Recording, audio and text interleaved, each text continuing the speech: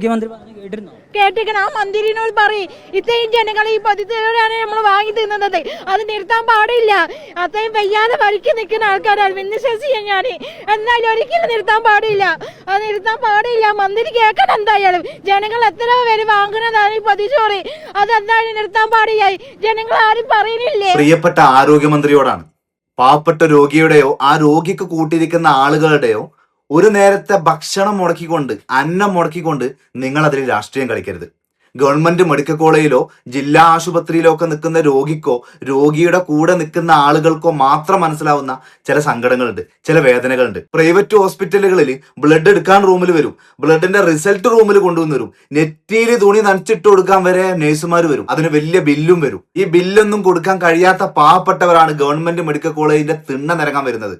അത് നിങ്ങൾ മനസ്സിലാക്കണം. ബ്ലഡ് കൊടുക്കാൻ ഒരു 100 ആളുകൾ വരി നിൽക്കുന്നുണ്ടാവും, അതിന്റെ റിസൾട്ട് വാങ്ങിക്കാനും വരി നിൽക്കണം.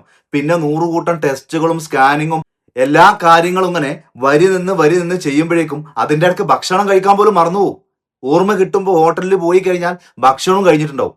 പക്ഷേ താഴെ കൃത്യമായിട്ട് സമയത്ത് ഭക്ഷണത്തിന്റെ പൊതിച്ചോറുമായിട്ട് കാത്തിരിക്കുന്ന ഒരുപാട് ആൾക്കാരുണ്ട്.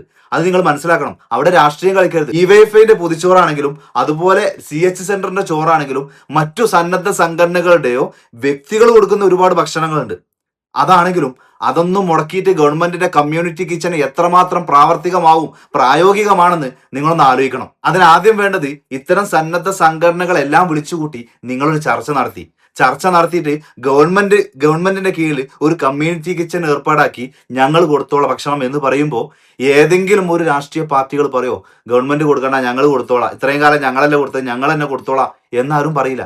പക്ഷെ അത് കൊടുത്ത് വിജയിക്കണം. പക്ഷെ അത് കൊടുക്കാനുള്ള എല്ലാ പദ്ധതികളും നിങ്ങൾ രൂപീകരിച്ചതിന് ശേഷം മാത്രമേ ഗവൺമെന്റ് വളപ്പില്, ഗവൺമെന്റ് ഹോസ്പിറ്റൽ കോമ്പൗണ്ടിൽ നിങ്ങൾ പൊതിച്ചോറ് കൊണ്ടുവരണ്ടെന്ന് ഈ സംഘടനകളോട് പറയാവൂ. ഇതൊരു അപേക്ഷയാണ്.